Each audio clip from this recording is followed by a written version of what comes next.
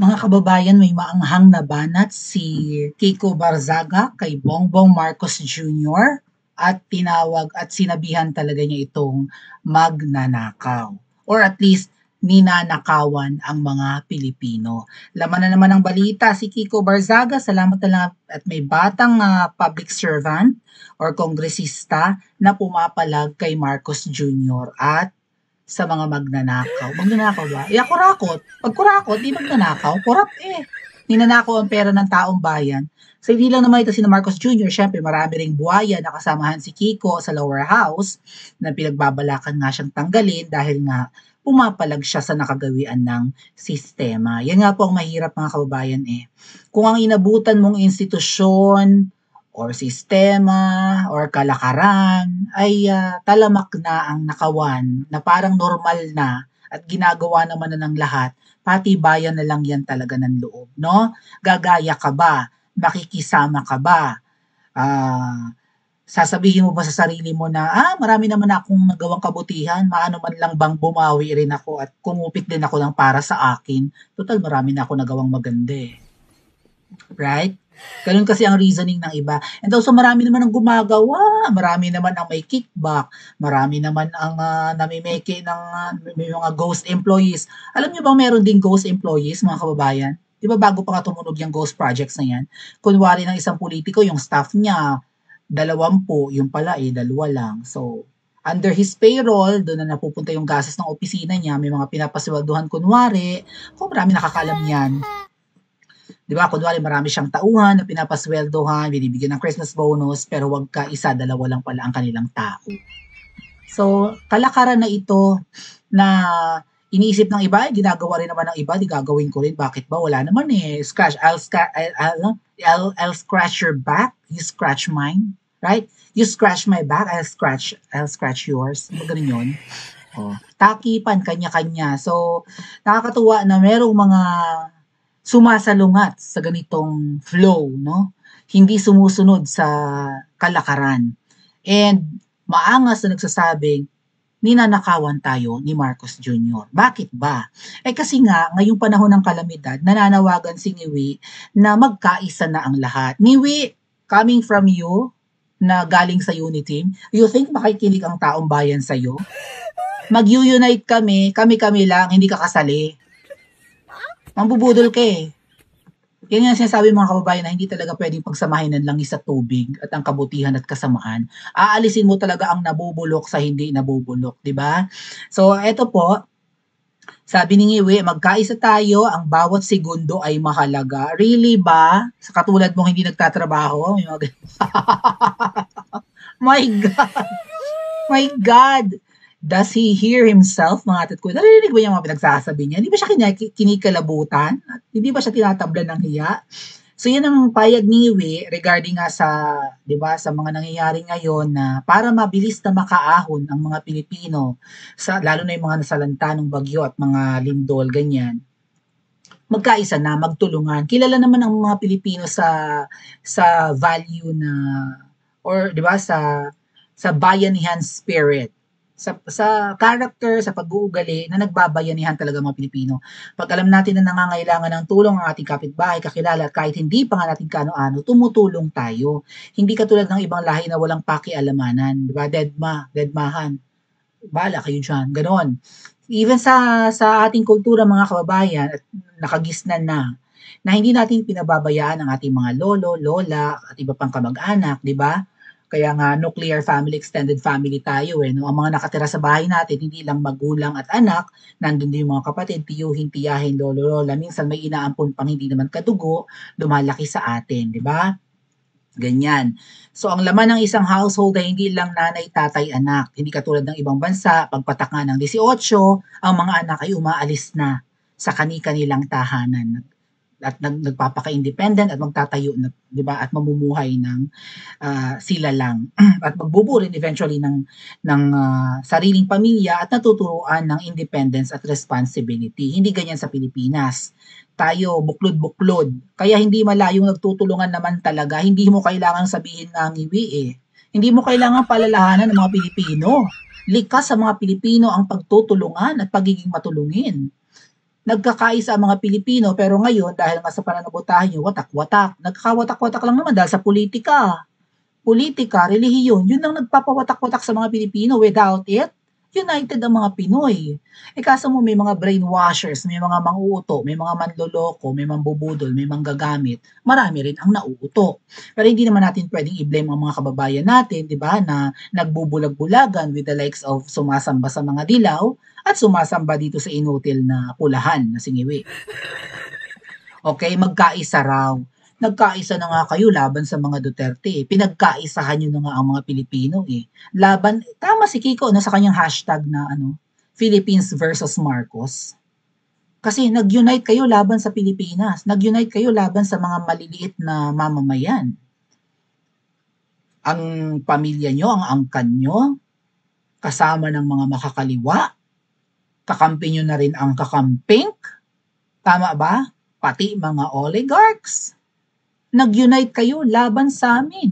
Hindi lang to laban sa mga DDS. Hindi lang to laban sa mga Duterte supporters.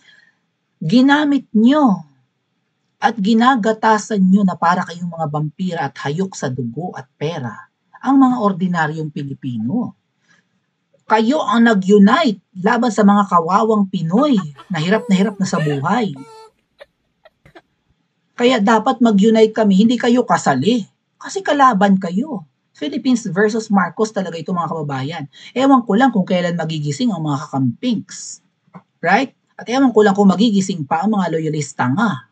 O, ninanakawan mo lang kami, sabi ni Kiko Barzaga. Yun kasi yung reply niya, nagkaisa na tayo. Noong ginawa ka namin presidente, correct. Biro niyo mga kababayan na lahat tayo may kani-kanyang hirap. Sa takot natin na baka manalo bigla si BFF Lenny, katulad nung 2016, di ba, nakatulog lang tayo, lumamang na si BFF Lenny ng 200,000 votes kay Marcos Jr. So napakanipis ng, di ba, nung inilamang ni Lenny Lugs, kaya naman nagpa-recount si Ngiwi kasi sinabi niyang nandaya at may dayaan yung 2016 elections na dinaya siya ni BFF Lugaw. Okay?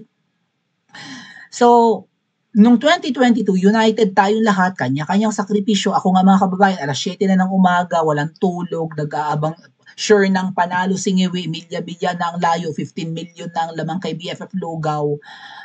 Hindi pa rin natutulog kasi baka maghimala na naman at alam nating, di ba? Pwede pang may milagrong mangyari. Alas 12 nga ng hating gabi nung bilangan nung 2022, alam na nating winner si Ngiwi eh. Di ba? Nag-speech na nga yan sa headquarters niya. Oh, pero yung mga taong nasa baba, nagse-celebrate sila sa taas, may party-party sila sa GA Towers. Yung mga fans na nasa labas ng headquarters niya, nagkandaguto, may natumba pang matanda, yung tinulungan ni Miss Marlica, tandaan nyo? Wala silang pake. Oh, nag-unite tayo. Nung ibinoto natin at ipinanalo natin yan, pero anong ginawa? Ninanakawan lang daw tayong lahat, sabi ni Kiko Barzaga. Ibig sabihin, magnanakaw si Marcos Jr. Bakit tayo makikipag-unite sa magnanakaw, mga ating? Bigyan ko kayo ng analogy. Kaming mga Becky, nung mga bata-bata pa kami, nasa iisang apartment kami, 10-12. Pare-pareho kami ng trabaho, nasa salon, iba't ibang salon nga lang. So, kaya kami magkakasama sa isang apartment, kasi yung apartment namin ay merong 3-4 na kwarto. 4. Oo, mga ganon. Pwede nga 5 eh. Kasi yung salas tinutulugan din. So, malaki yung apartment at para kami makatipid, since hindi naman malaki ang kita noon ng mga parlorista at kahit malaki man, siya pinagtitipid ang mga akla, sama-sama kami sa iisang apartment kahit na magkakaribal yung mga salon namin para makatipid kami at hati-hati kami sa bayad. Masaya, magkakasama kami. Hanggang sa masalihan kami ng aklang malikot ang kamay. Ninanakaw ang aming pera, pagtulog kami, binabawasan ang laman ng wallet, yung cellphone namin nananakaw, dumating pa sa point na ultimo red horse, totoong story to mga kababayan, ultimong red horse, tinatago namin sa aparador at nilalak, huwag lang manakaw nung kasama naming akla. Kasi malakas siyang magpainom. Kami, ang dami itong pera lagi. Tapos kami parang konti, parang Hindi kami nakakapag-ipon ng maayos, yung pala binabawasan niya ng binabawasan ang wallet ng lahat. Di namin napapansin, marami na siyang pera, lahat pala kami nakukunan niya. Nagkanya-kanya kami ng padlock ng kwarto. Dati kasi wala, tiwalaan lang magkakasalo naman kami kumakain, sabay-sabay naman kami nagluluto ng kanton. Masaya na kami ng kanton ng ulam, mga ating. Or a food trip, di ba? O gano'n, no? Luto kanton, maramihan, kain lahat, pak. O sino magluluto ng gulay, may magluluto ng pad thai at kung anik-anik pa. O, go, luto. O. Kaso mo, nasamahan kami ng akla na malikot ang kamay. Ang point ay, mahirap makipag-unite at mahirap na meron kang kasamang magnanakaw. Anong ibig sabihin? Hindi mapagkatiwalaan. Okay? Ultimo shampoo, panty, makeup, kasi mahilig kami magkolorete, nananakaw. Pero mo yun, walang sasantuhin. Pati jowa namin, mananakaw rin, nasusunod. Tama! Ikaw nananawagan, ngiwi, ng unity. Part ka ng unity team, binudol mo ang katandem mo sa unity team.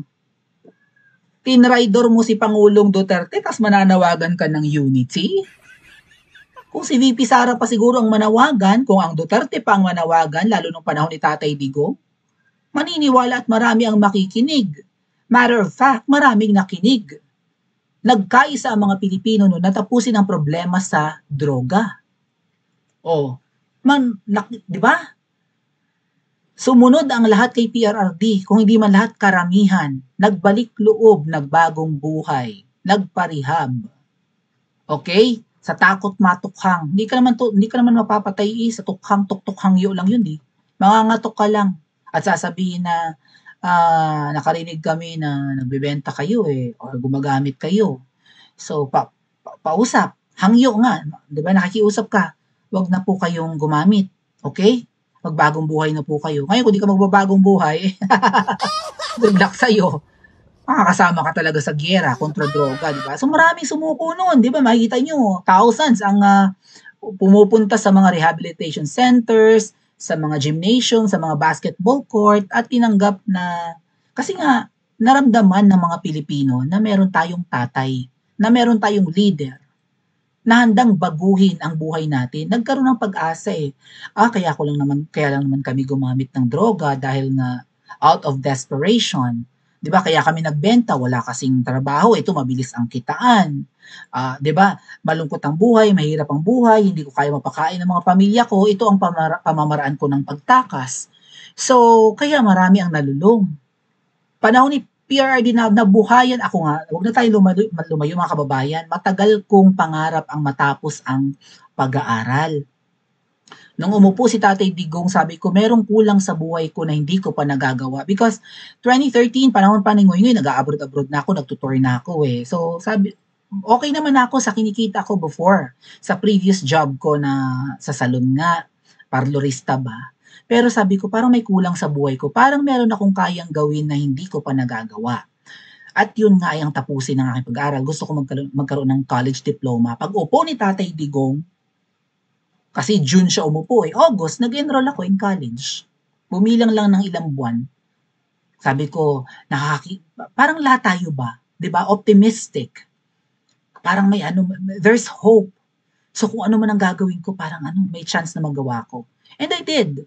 Yun yung epekto ni Tatay Digong, yun yung impact niya sa buhay natin. Kaya maraming sumurrender ng mga adik, mga durugista. Dahil alam nilang illegal ang kanilang ginagawa at kung ayaw nilang manganib ang kanilang buhay at gusto nilang umayos ang kanilang buhay, ayusin nila. After all, ang nagpapatakbo ng Pilipinas ay gusto ring umunlad ang buhay ng lahat. Sa panahon mong hindi inspired ang mga Pilipino, hindi proud. Nahihiyang maging Pinoy. Kasi kilala tayo sa buong mundo na pugad ng korupsyon. Ayan na nga yung flood control projects, ghost projects at kung ano-ano pa. Tapos pag may tumamang kalamidad, lugmok ang Pilipino, hindi nakakabangon agad. Hindi ka ba natututo katulad sa bansang Hapon na biro mo yung tsunami, nagbitak-bitak na yung kalsada, dahil sa mga lindol, may mga bulkan din ayan nga, may Mount Fuji nga sila yung napakagandang bulkan na pwede ikumpara sa Mount Mayon, di ba?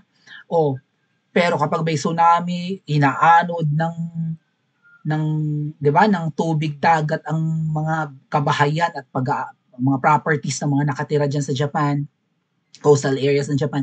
Pero ang bilis ng recovery, hindi nga bumibilang yata ng isang buwan, okay na ang kalsada nila, eh. Pero ang Pilipinas pinilayan ng bagyo, lugmok, ang tagal bago makabangon. Tapos ngayon nagbabalik pa yung droga, talamak na naman ang drugs. Yung giyera mo, yung kampanya mo against illegal drugs, wala, ayaw mong may mapapatay. Parang binibigyan mo pa ng assurance ang magnenegosyo ng ganyan na, don't worry, go lang, push lang, safe kayo. Proud pa na, ay kaya naman pala na ano no, na manalo tayo sa illegal na droga nang wala namang napapatay. Biro niyo, bulto-bulto, bilyones ang ating nasasabat na droga pero walang namamatay. Nasabat niyo lang. Malay namin kung ni-recycle at binenta yun ulit. Right? Malay namin yung nasabat nyo sa isang lugar, yun din pala yung nasabat sa Alitagtag. Malay nyo, drama lang yun lahat, staged lang lahat. Oh, wala na nga kaming balita dun sa driver ng van na yun eh. Ng tone-toneladang droga na nakuha sa Alitagtag. Wala kaming update. Oh, kung may ganong bulto, unang tanong, bakit nakakapasok sa Pilipinas kung galing abroad? Hindi kaya sa Pilipinas na rin minamanufacture? Yung mga tanong eh, bakit wala kang naipakukulong na drug lord? 'Di ba? So anong sinasabi mong unity? Makikipag-unite kami sa mambubudol? Do you have the moral ascendancy to encourage people or what? Do you have the credibility na manawagan ng unity? Alam niyo kung ba't niya sinasabi yan mga kababayan? Ang tingin ko, hindi nga niya kayang tulungan ang nalulugmok kapag may calamity. Right? Wala ng pera. Naibulsa na, nanakaw na. Eh ngayon, sinasabi Kiko Barsaga, mukhang nanakaw na ang pera ng Pilipinas. At wala nang maitutulong. Kaya nga 5,000 lang ang kayang ibigay, 10,000. Alam niyo ba na kasi yung parents ko at ang kapatid ko, natumbahan din ang bahay namin ng puno eh. Pero hindi sila umalis ng bahay namin. Kahit na malakas yung bagyo. Ang bibigyan lang pala ng ayuda mga kababayan, yung 5,000 ay yung pumunta ng evacuation centers. Salamat nga pala kay Ate Ruthie at kay Ate Mira sa tulong sa amin at saka kay Ate Marinel. Thank you po ng marami. So, hindi raw pala bibigyan. Kapag hindi ka pumunta ng evacuation centers, dapat talaga iniwanan mo yung bahay mo at kasama ka dun sa nakalista sa mga nasa schools o nasa covered court, ganyan, or evacuation center, baka sa barangay hall. Pero kung wala ka at hindi ka pumunta doon, hindi ka bibigyan ating. Ibig sabihin, hindi ka naman lumikas. Tamo, may mga ganyan pa. Lahat naman maapektuhan ng bagyo eh. Kahit ang walang sinasanto ang bagyo at baha. Kahit mayaman ka. Kita niyo yung mga subdivisions in Cebu, yung mga tao nasa bubong. Oh. Ay paghupa ng baha, naglinis lang yung mga yun, hindi naman umalis, right? Naglinis lang. Oh, inalis yung mga putik-putik at mga debris. Hindi na pumunta ng evacuation centers. So, hindi nyo bibigyan? Barya na nga lang bibigay nyo, pagdadamot nyo pa. Oh. So, sa tingin ko mga kababayan, wala na silang maibigay. Kaya dapat daw magkaisa tayo. Ang gusto niyang sabihin, ang mga meron dyan at nakakaluwag-luwag, tulungan nyo. Ang trabaho nyo, ibibigay nyo sa ordinaryong tao. Siniswerte naman kayo. Hindi mo kailangan sabihin yan. May magkukusang mga Pilipino, malambot ang puso ng mga Pinoy, tutulong sa kanilang kapwa. Ang mga nasa abroad, nagpapadala agad sa mga kaibigan, kamag-anak. Lalo kapag alam nila na ganun ang nangyari. Buhos yan. Ang bumubuhay na lang mga kababayan sa Pilipinas, remittance ng OFWs. Yung mga negosyo naman sa Pilipinas, di ba?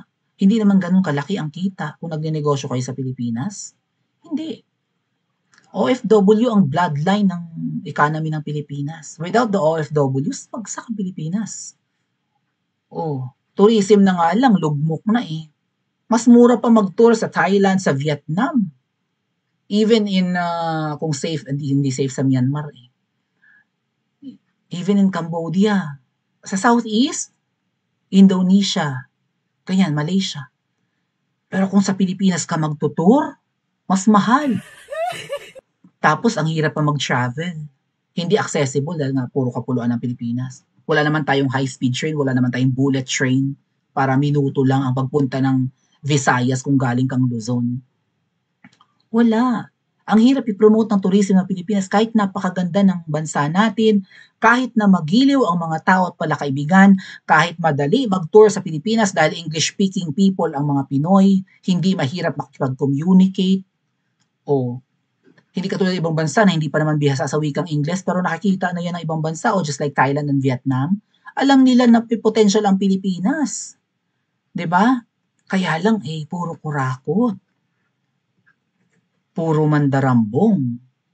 Tapos, since nanakaw na nga ang mga pera natin, sabi nga ni Kiko Barzaga, ninanakawan mo ang mga Pilipino, ang gusto mo magtulungan kami. Siniswerte naman kayo.